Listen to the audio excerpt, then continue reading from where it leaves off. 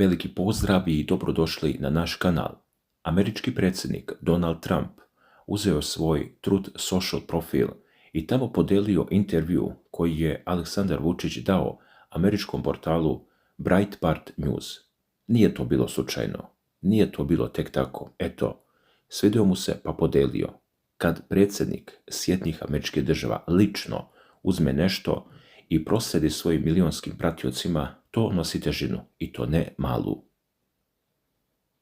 Vučić je intervju dao prošle nedelje, pre nego što je otputovao u Peking. Znači, lik je imao sastanke sa kineskim rukovodstvom na umu, a opet je našao vreme da sedne i ispriča sve o odnosima Srbije i Amerike, o Trumpu, o izborima, o istoriji, o košarci, o šahu. Ali to što je intervju objavljen tek danas, to je isto deo priče, i to što ga je Trump podelio, to nije moglo da bude bez nečijeg znanja. Kako piše Euronews Srbija, pozivajući se na originalni intervju za Breitbart News, Vučić je izjavio da je Trump ubedljivo najpopularniji američki politički lider u Srbiji u posljednjih nekoliko godina. Ne kaže to tek tako, on kaže: uoči predsjedničkih izbora u Americi 2024. godine, Trumpova popularnost u Srbiji dostigla je astronomske razmere. 3/4 Srba, dakle 75%, želelo je njegovu pobedu. Zamislite tu brojku. U Srbiji, zemlji koju su Sjedinjene Američke Države bombardovale 1999. godine, 3/4 ljudi navijalo je za Trumpa. Nema druge evropske zemlje sa takvim procentom. Nema čak ni američkih država poput zapadne Virginije, Kentakija ili Luizijane, a to su uporišta republikanske stranke, to su krajevi gde Trump vlada. Vučić kaže: nigde nije bilo tako kao u Srbiji. I tu dolazimo do prvog velikog pitanja. Zašto? Zašto Srbi, ljudi koji pamte NATO bombardovanje, koji su živjeli pod sankcijama 90-ih, koji su gledali kako im svet se ruši pred nosom, zašto su oni postali najveći Trumpovi fanovi u Evropi? Vučić daje 3 razloga. Prvi razlog: Srbi su želeli novu vrstu odnosa s Amerikom. Kaže on: u posljednjih 30 godina Sjedinjene Američke Države su viđene kao neko ko nas ili povremeno gura i pritiska ili ucenjuje. A posebno za vrijeme Clintonove ere, kaže Vučić, bombardovali su nas.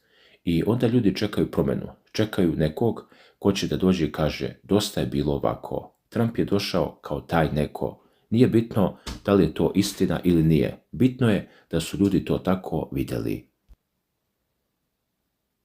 Dalje Vučić dodaje nešto vrlo zanimljivo. Kaže: Srbi oduvek vole Ameriku, oduvek vole tu priču o američkom snu. Znači, nije mržnja prema Americi kao zemlji. Naprotiv, problem je bio u politici, u načinu na koji su Amerikanci tretirali Srbiju. I onda je došao Trump, koji je rekao: Amerika prvo, Amerika za Amerikance, i nekim čudom Srbi su to protumačili kao: možda će nas malo drugačije tretirati. Drugi razlog: hrabrost.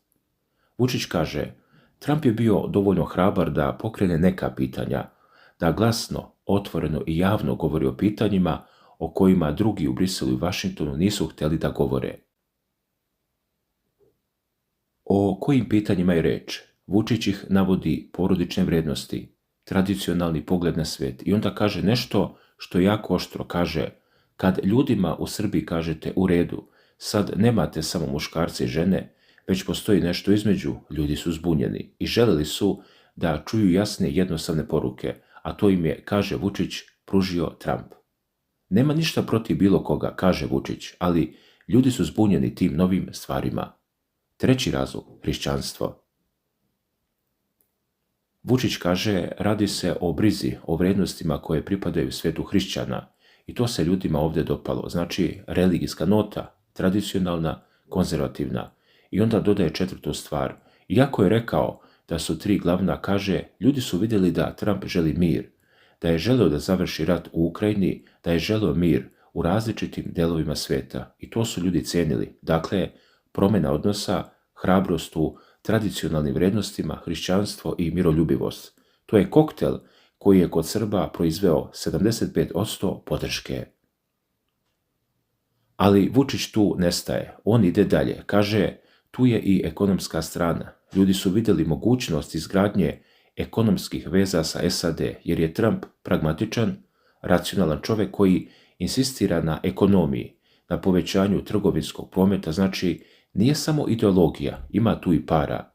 I onda Vučić izgovara rečenicu koja će se prepričavati. Kaže, čak i danas, posle godinu dana ili više od godinu dana od izbora, Donald Trump je mnogo popularniji od bilo kog mogućeg protivnika njegovom timu, MAGA timu. Ljudi ovdje veruju da je Trump najbolji izbor za njih. Ovo nije samo izjava o popularnosti ljudi, ovo je signal.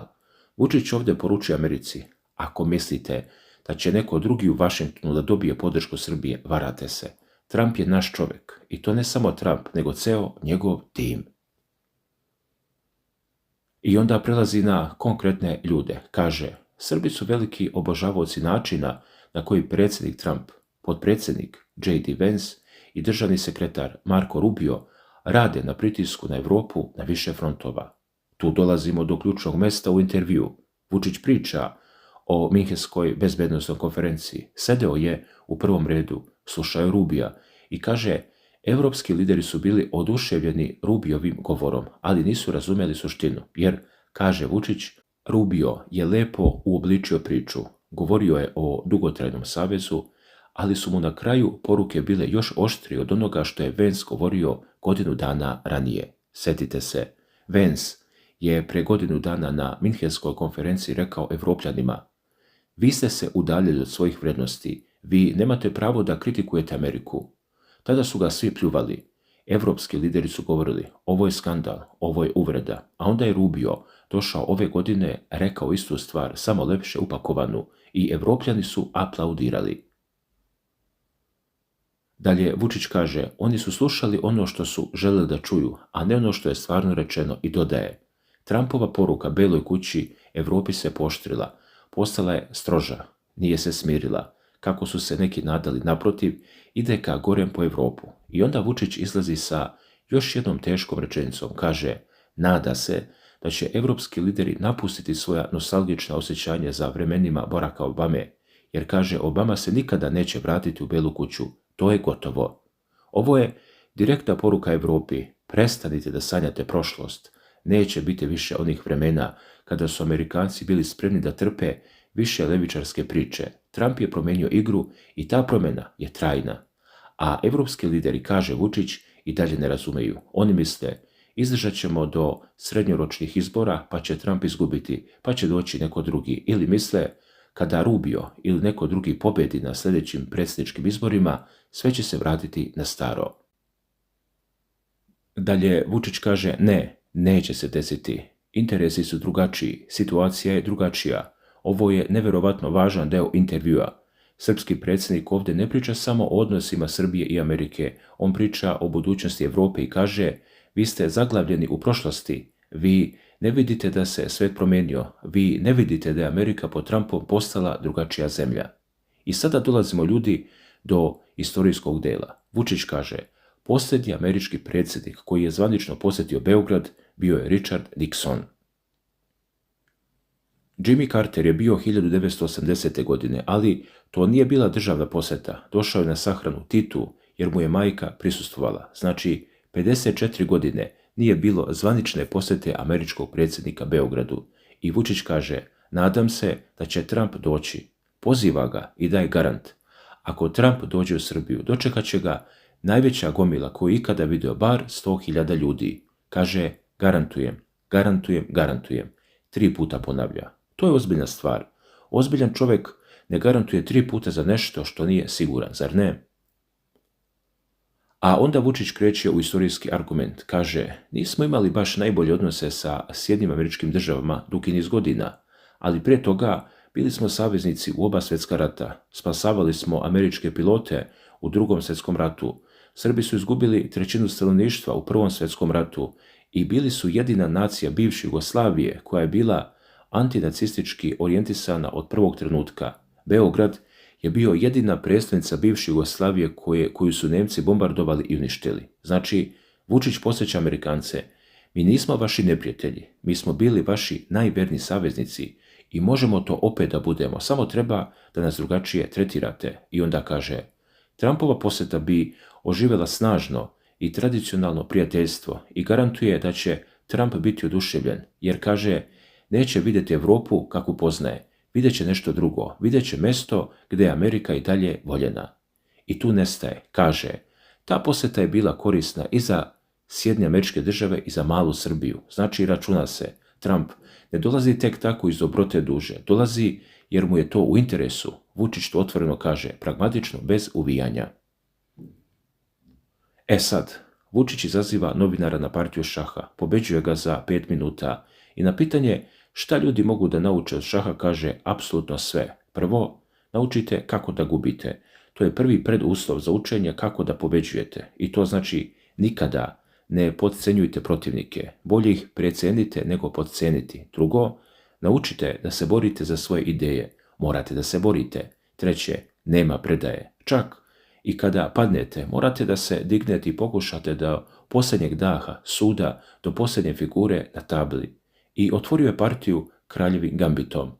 To je smelo, agresivno otvaranje i Breitbart piše, možda je to metafora za njegov stil liderstva.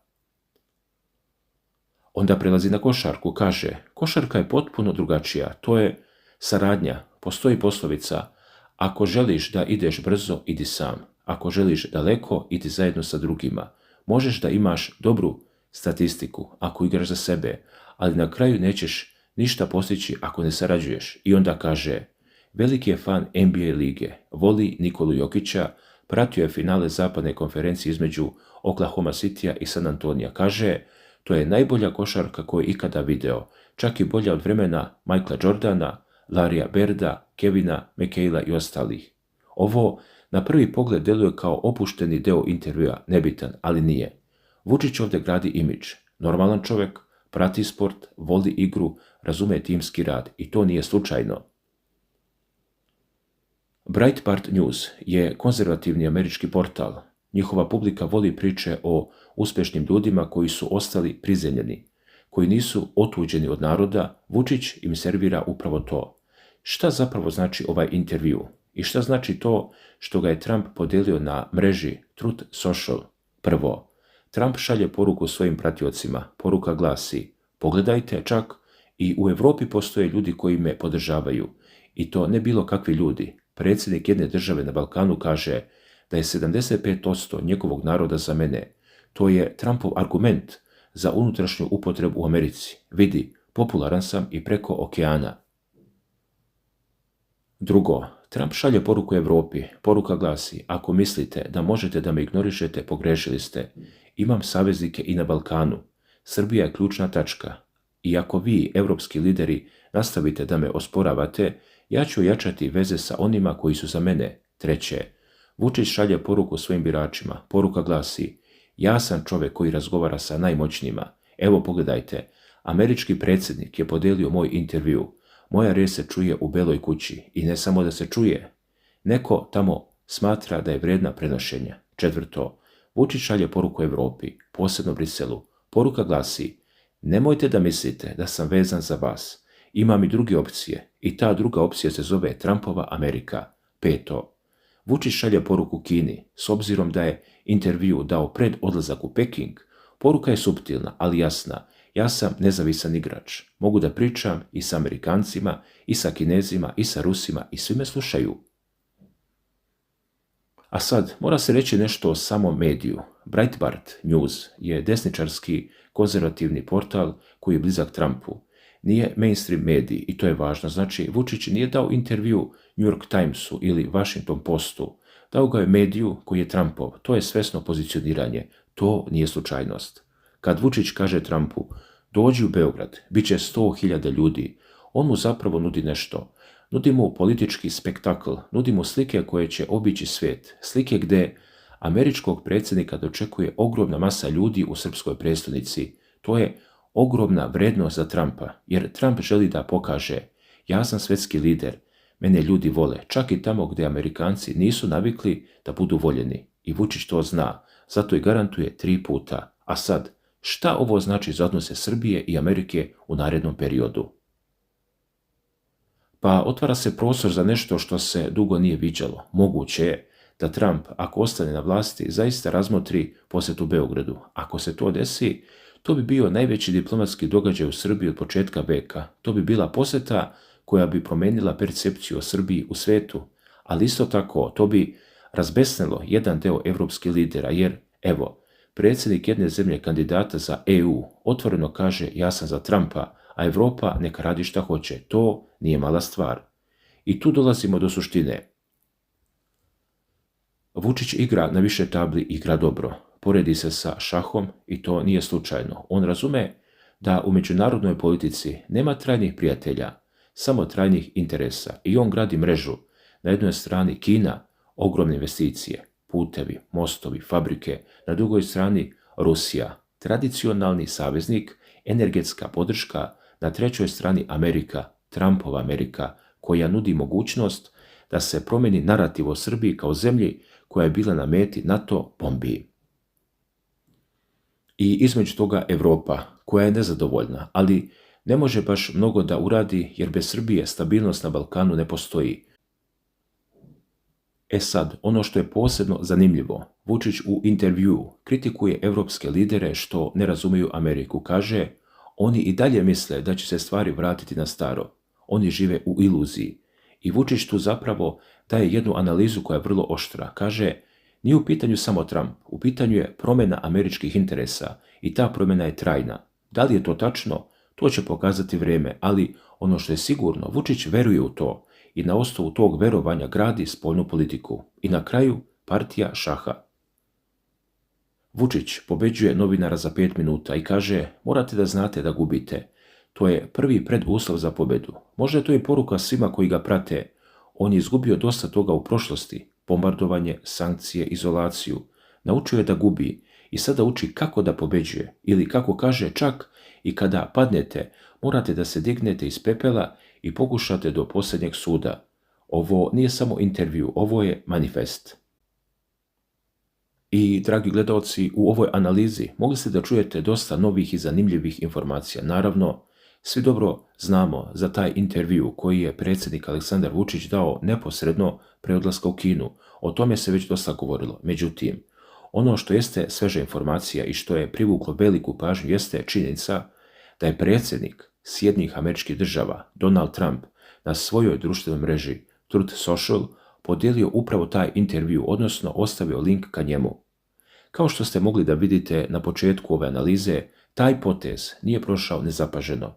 Koliko sam uspeo da vidim, za manje od 24 sata zabeleženo je više od 3 miliona pregleda, praktično blizu 4 miliona. To dovoljno govori koliko je velika pažnja privučena tim dijeljenjem.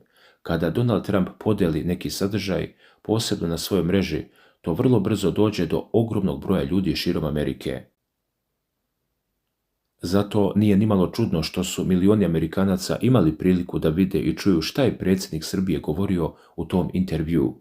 Jeste da se radi o mediju koji važi za desno orijentisan, ali to je upravo krug ljudi koji prati Donalda Trumpa i njegov politički pravac. Iskreno, i mene je lično iznenadilo da je Trump odlučio da podeli baš taj sadržaj. Međutim, u politici se retko šta dešava slučajno. Često postoji razlog koji se ne vidi odmah na prvi pogled. Naravno, sve ono što smo danas analizirali jesu određene pretpostavke i tumačenja na osnovu dostupnih informacija. To ne znači da smo nužno u pravu, niti da će se baš tako odvijati događaji. Vrijeme će pokazati šta je stvarna pozadina svega ovoga.